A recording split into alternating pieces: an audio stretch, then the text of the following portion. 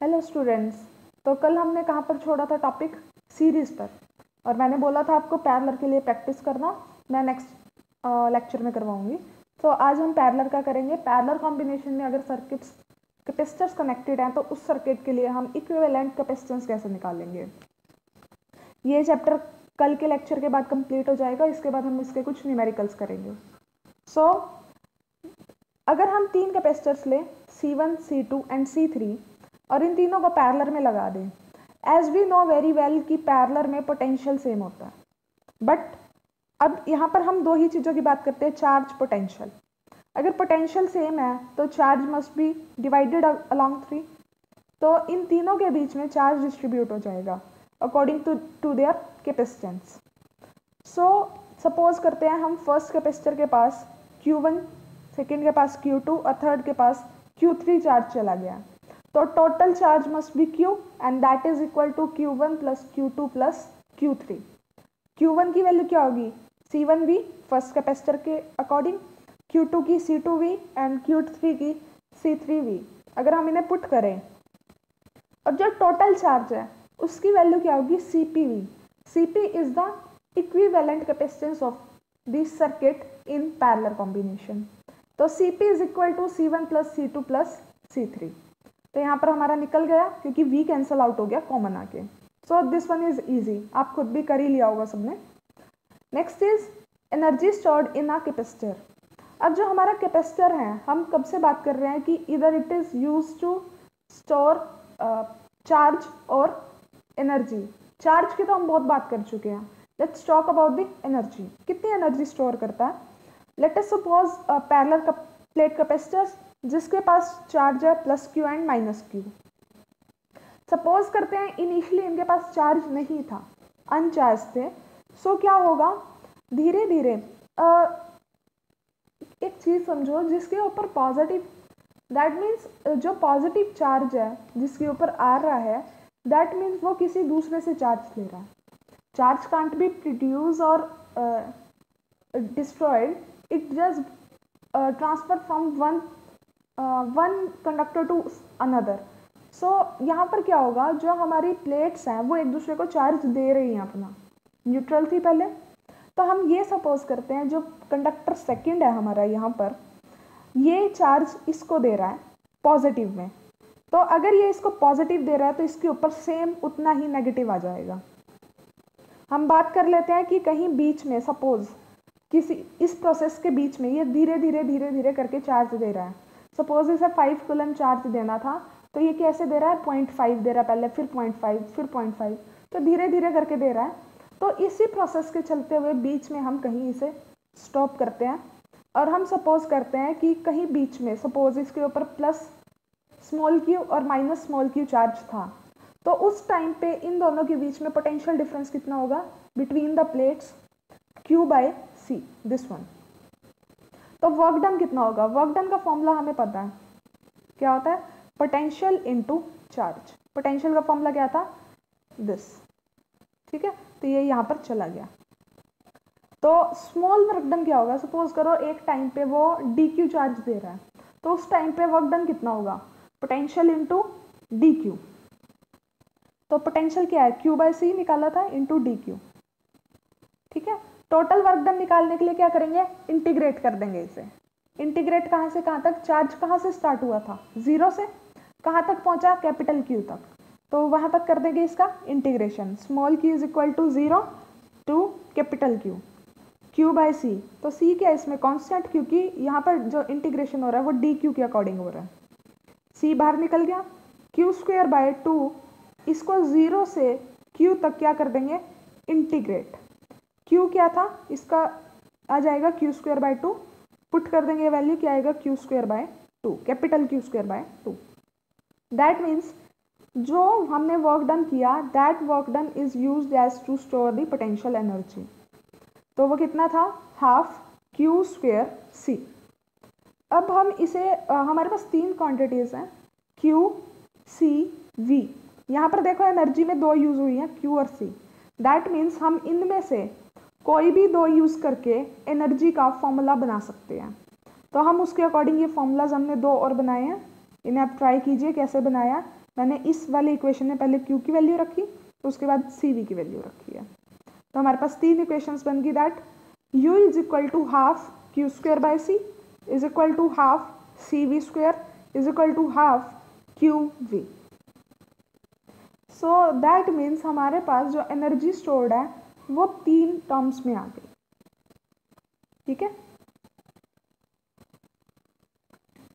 अगर ये कैपेसिटर, ये तो एक ही एनर्जी थी, अगर हमारे कैपेसिटर्स सीरीज या पैरेलल कॉम्बिनेशंस में लगे हुए हैं, उसके अकॉर्डिंग हमारी कितनी एनर्जी स्टोर होगी उसमें, क्या 3 कैपेसिटर या 4 कैपेसिटर जितने लगे हैं उनकी एनर्जी ऐड होएगी, सब्ट्रैक्ट होगी, या क्या फॉर्मूला आएगा उसके लिए देखते हैं।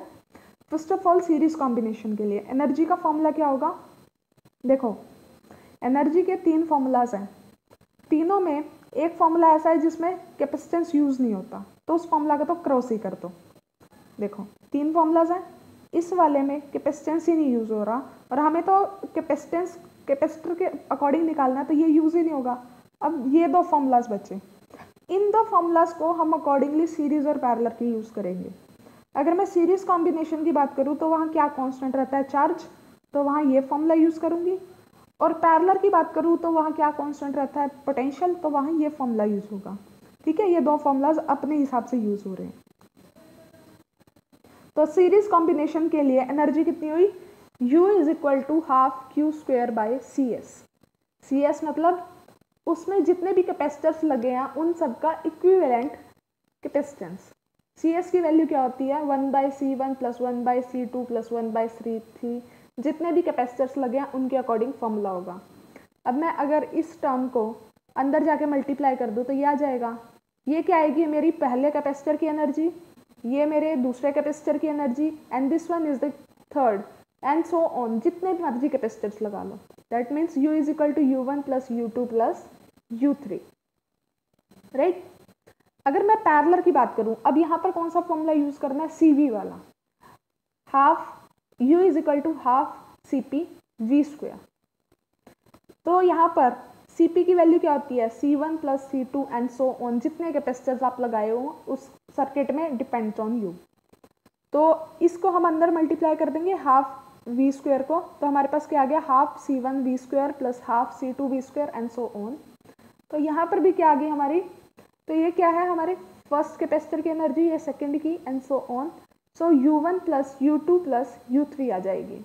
तो हमारा कोई भी, हमारे कैपेसिटर्स किसी भी फॉर्म में लगे हो, सीरीज में, पैरेलल में, या मिक्स्ड कॉम्बिनेशन हो सीरीज पैरेलल का, उन सब की एनर्जीज आपस में ऐड ही होगी, सब्ट्रैक्ट नहीं होगी, या कोई और फॉर्मूला नहीं आएगा।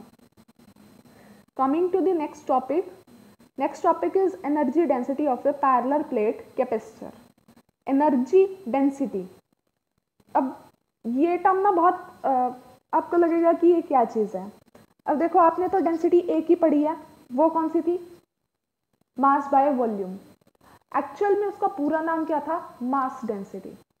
मास डेंसिटी का मतलब मास बाय वॉल्यूम। ये क्या है, एनर्जी डेंसिटी, इसका मतलब क्या आएगा, energy by volume.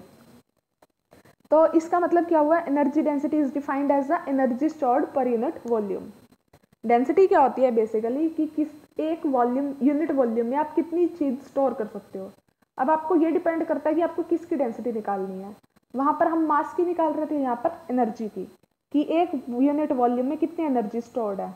That is equal to total energy by volume. Total energy का फॉर्मूला आप कोई भी उठा सकते हो।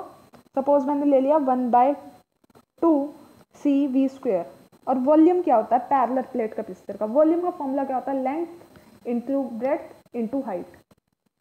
ठीक है, अब देखो यहाँ पर जो लेंथ और ब्रेड्थ है ये क्या बनाता है, एरिया इंटू हाइट, यानी कि उनके बीच का डिस्टेंस, यानी कि उसको D से रिप्लेस कर सकते हैं। So volume of parallel plate capacitor is equal to area into D। यहाँ पर ये फॉर्मूला लिखा हुआ है हमने, दिस वन। तो यहाँ पर हमें C और V की वैल्यू भी पुट करनी है। C की वैल्यू कितनी थी पैरेलल प्लेट कैपेसिटर के लिए, हमने निकाली है पीछे, ε0 A/D, और V की वैल्यू कितनी थी, ED। ये जब मैंने पैरेलल प्लेट कैपेसिटर निकलवाया था तब वहाँ पर यूज़ करवाया था ये। तो इन दोनों वैल्यूज़ को पुट कर दो, पुट करने के बाद हमारे पास ये स्मॉल यू से डिनोट किया होगा, तो स्मॉल यू इसके इक्वल आ जाएगा half epsilon not E square.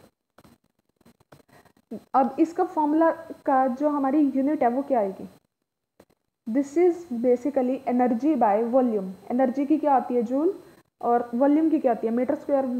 Volume नीचे था तो मीटर स्क्वायर ऊपर चला, मीटर क्यूब ऊपर चला गया सॉरी, तो जूल मीटर क्यूब इनवर्स। ये मैंने निकाला हुआ है क्या इसकी dimensional formula, energy by volume. Energy का क्या होता है M L two T minus two by L three, तो यहाँ पर क्या आ जाएगा इसका M L minus one T minus one. Suppose parallel plate capacitors के बीच में अभी तक क्या थी एयर या वैक्यूम।